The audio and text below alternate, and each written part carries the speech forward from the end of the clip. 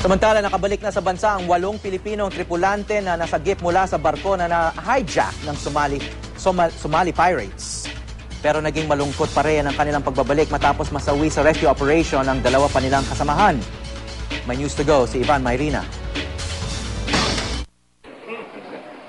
Magkahalong saya at lungkot ang nararamdaman ng 8 Filipino seafarers na ito sa kanilang pagbabalik bansa. Kabilang sila sa crew ng MV Eglantine na hinijack sa southwestern coast ng India at kalaunay ni rescue ng Iranian Navy. Masaya silang buhay na masisilayan ng pamilya matapos ang 1 linggong pagkakabihag sa kamay ng Somali pirates. Pero may halong lungkot ang kanilang pagbabalik dahil 2 nilang kasamahang Pilipino ang namatay sa rescue operation. Yung sa pelikula yun, wala yan. Talagang tapos dito bala. Mirong atake nila. Talagang ataking rinig namin yung daan ng apoy sa ulo namin, saka dito.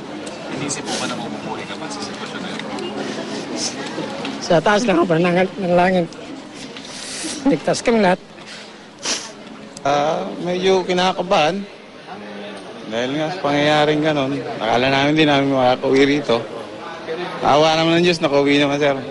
Kitang-kita sa higpit ng yakap ng kanilang mga kaanak na makitang muli ang kanilang mga padre de pamilya. Masaya po. Nakarating yung husband ko ng safe. Mahirap po din po yung makalayo kami sa isa't isa. Kung ako lang po yung masusunod, okay lang po dito na lang siya magtrabaho.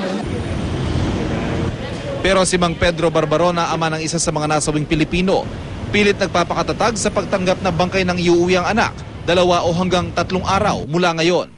Nang huli niya raw makausap si Stephen itong katapusan ng Marso, nangako pa itong tatawag pag nakatawid na sila sa Iran. Masakit talaga kasi kung tutuusin, siya ang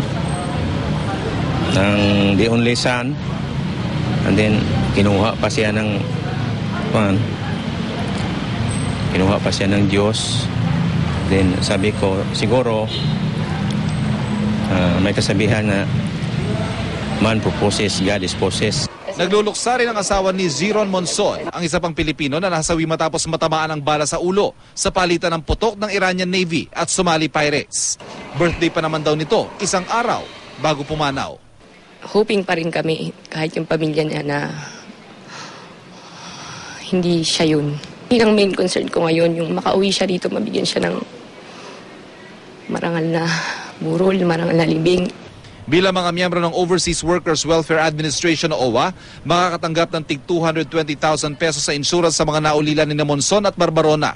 Isa sa ilalim din sa counseling ang kanilang pamilya. Ivan Mayrina, GMA News.